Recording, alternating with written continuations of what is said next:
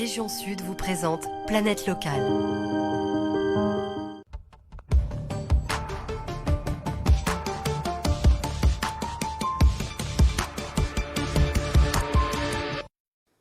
Et comme chaque semaine, c'est l'heure de votre rendez-vous environnement Planète Locale. Ce soir, cette question, vaste question. Comment consommer responsable? Et d'ailleurs, qu'est-ce que ça veut dire seulement consommer responsable? On va voir ça ensemble avec Cédric Pharisien, porte-parole d'Alternativa 06. Bonsoir. Bonsoir.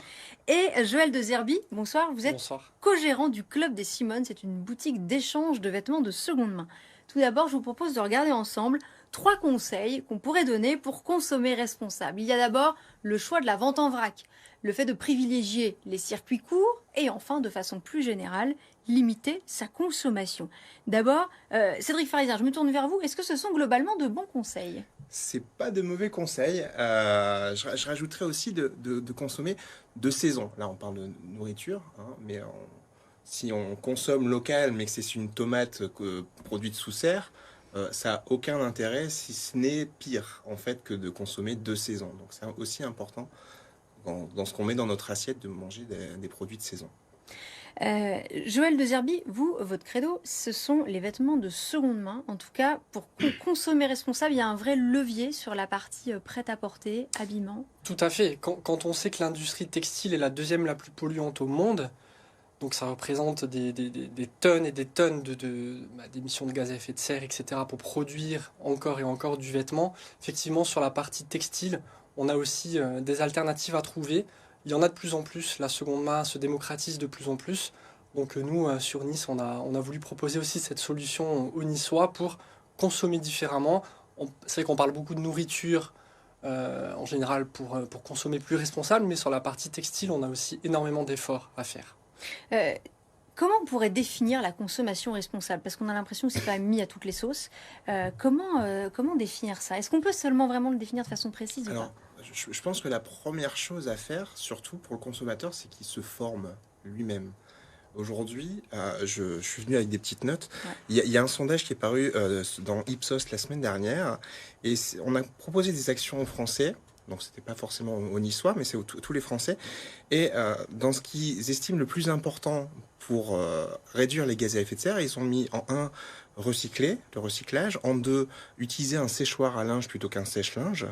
Et en 3, changer les ampoules en LED. Et nulle part, on ne parle des 3 plus grands pôles qui sont la voiture, le transport, l'alimentation, les bâtiments et également la consommation de textiles. Personne n'en parle parce que on a cette impression dans ces labels éco-responsables, etc., que quand on fait du recyclage, c'est génial, mais en fait, c'est une toute partie, une très marginale partie du problème, d'où l'importance de se former et s'informer également. C'est pour ça qu'avec Alternativa, vous allez créer un lieu, c'est cela, à Nice? Oui, on va créer... Pardon. Qu'est-ce que ce sera? Non, mais expliquez-nous donc quelle est la vocation de ce lieu. C'est un lieu qui va s'appeler la base, donc base d'action sociale et écologique, où on va proposer aux gens de venir expérimenter de nouvelles choses, de faire du do-it-yourself, des échanges de vêtements. On a fait la semaine dernière une gratiféria avec nos amis de Zéro Déchet Nice. Ça consiste c'est même pas du troc en fait, c'est une espèce de bourse aux jouets mais en don en fait. Donc on s'échange les jouets comme ça. On peut également, il y aura également des ateliers de formation au réchauffement climatique sur ce que c'est réellement, sur quelles sont ses conséquences, etc. Voilà, donc c'est important de se former. J'ai oublié la question que vous m'aviez posée. C'est pas grave parce que j'en ai une autre de question, un peu provocatrice, mais qui s'adresse à vous deux. Finalement, la difficulté, est-ce que c'est pas d'aller chercher des gens qui ne sont pas convaincus? Est-ce que vous n'avez pas le sentiment que vous attirez surtout des gens qui sont déjà convaincus par ces questions-là? Oui, je suis totalement d'accord avec vous. Nous, c'est pour ça aussi que, comme le disait Cédric, on a un énorme travail d'éducation. Aller chercher les gens. Alors nous, sur le textile, c'est très simple, hein. La seconde main a quand même encore aujourd'hui mauvaise réputation, donc on a vraiment cette vocation de les informer, de les éduquer et de leur dire que la seconde main, ça peut être propre, ça peut être de saison, ça peut être tendance aussi sur la partie textile et convaincre les gens que c'est pertinent aujourd'hui de profiter des ressources qu'on a déjà, des vêtements qu'on a tous déjà beaucoup trop, plutôt que d'aller encore en acheter encore et encore, mais on a un énorme travail d'éducation et de persuasion des gens qui doutent aujourd'hui. Surtout que il y a aussi des messages contradictoires qui sont envoyés, parce qu'il y a aussi la publicité, il y a aussi l'industrie de la fast fashion, la mode jetable. C'est un rouleau compresseur finalement. Donc, est-ce qu'une seule boutique à Nice, d'ailleurs, je ne sais pas si vous avez l'ambition d'en ouvrir d'autres ou pas, mais finalement, comment peser Alors, il y en a déjà une deuxième à Montpellier. Ah, il y en a déjà une Ouais, deuxième. tout à fait. Et puis l'échange de vêtements se démocratise de plus en plus en France, on est une petite dizaine. Mais c'est vrai qu'effectivement, j'ai oublié votre question. Euh, alors c'était... Non, mais Oui, voilà. alors, oui, un rouleau compresseur, la publicité, Voilà, comment exactement. exister, Bah, voilà, même à l'échelle d'une ville comme Nice, oui. quand on a une boutique.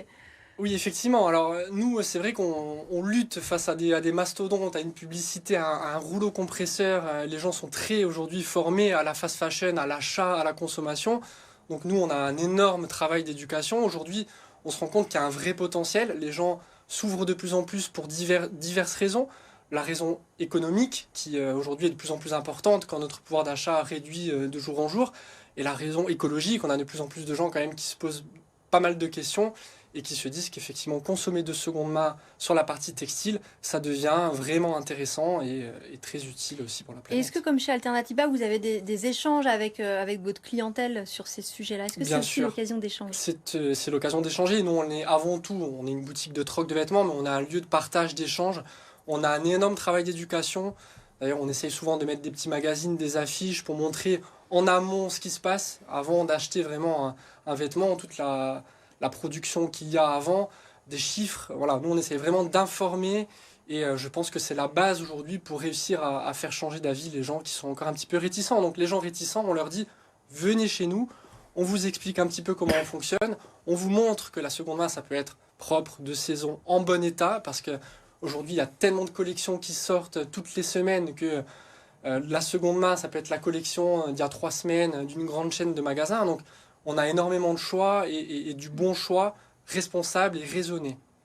Est-ce que les actions individuelles, de votre point de vue chez Alternativa, elles ont vraiment un impact? Parce qu'on pourrait se dire finalement que c'est une goutte d'eau. Est-ce que c'est pas du côté des politiques, des industriels que doit venir la réponse? Ou bien est-ce que ça a du sens finalement de sensibiliser à la base les citoyens?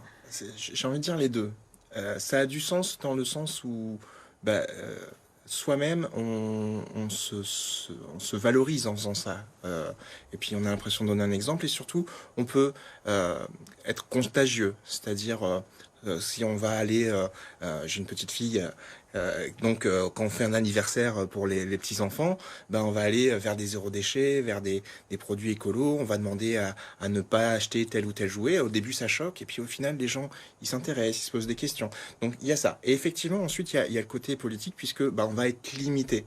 Arrive un moment, si je travaille à 50 km de chez moi, j'ai pas le Oui, dans choix la de région, prendre la ici, on est voiture. souvent très dépendant de la voiture. Dans les Exactement. Alpes-Maritimes. Voilà. Donc là, il y a un travail du politique de réaménager le territoire, de ramener le travail proche des habitations, etc., etc. Et des loisirs aussi. Et puis, on le disait, tout nous incite à consommer. On arrive en période de Noël, c'est une période de surconsommation. Là aussi, il y a un travail peut-être à faire sur les cadeaux. Cadeaux pas forcément matériels, pas forcément neufs. Vous voyez Bien des gens sûr. qui viennent dans votre boutique d'ailleurs pour chercher des cadeaux? Tout à fait. En plus, nous, on propose aussi une carte cadeau. Donc, notre bon socle de clients déjà fidèles offre énormément de cartes cadeaux à l'entourage, aux amis. C'est comme ça aussi que ça va se démocratiser et qu'on va réussir à toucher de plus en plus de mondanisme, même si on en touche déjà énormément. Mais effectivement, le client convaincu va réussir à être contagieux, comme le disait Cédric, et à ramener de plus en plus de personnes vers ces initiatives qui sont nécessaires aujourd'hui pour que dans 15, 20, 30 ans, on se dise, OK, à notre échelle, on a essayé de faire le maximum sur le plus de sujets possibles. Est-ce que vous avez le sentiment que toutes ces actions pour sensibiliser les personnes, ça prend dans notre département? Est-ce que vous avez le sentiment qu'on est dans une région où ça trouve un écho, où c'est Alors, difficile? je suis un éternel insatisfait, Ouais. donc probablement pas assez du tout. On voit dans nos mobilisations où on a souvent l'impression d'être à la fois nombreux et on est content de se retrouver quand on fait une marche climat et en même temps on se dit on n'est que 1000 ou 2000 dans une ville, dans une agglomération d'un département d'1 million d'habitants quand même, donc c'est au final très peu. Mais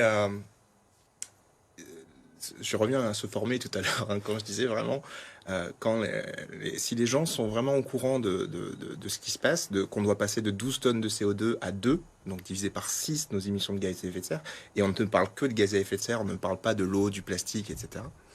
Effectivement, on se rend compte qu'il y a un gros effort à faire. C'est pas facile de s'y mettre, parce que même pour nous, on a commencé un jour, et c'est quelque chose qui est dur. Mais dès qu'on a le pied dedans, en fait, tout s'enchaîne et tout va très bien. On s'en sort très bien. Donc la nécessité, c'est vraiment d'informer, et puis vraiment la seconde main, le troc. On peut dire ou rappeler où est la boutique des Simones, si on a envie d'aller chercher des cadeaux. Elle est au Noël, 10 rue de Lille, donc proche Mamac, Garibaldi, donc très central. Donc en plein centre, pour aller y faire non pas des achats, mais des échanges de vêtements. Merci à tous les deux. Merci Joël de Zerbi et merci Cédric Pharesien d'avoir été sur le plateau de Planète Locale.